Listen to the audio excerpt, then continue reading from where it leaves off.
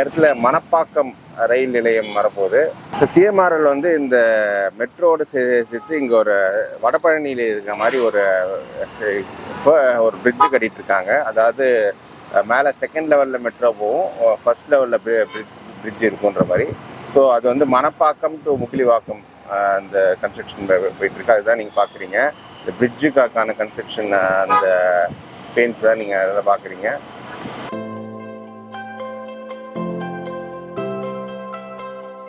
இப்போ நம்ம டிஎல்எஃப் இருக்கோம். இந்த டிஎல்எஃப் கிட்ட தான் இங்கே ராமாபுரம் மெட்ரோ ரயில் நிலையம் வரப்போகுது.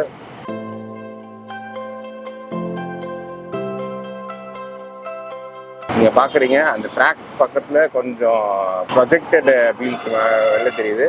ஸோ அங்கே தான் ராமாபுரம் ரயில் நிலையம் இங்கே தான் வரப்போகுது.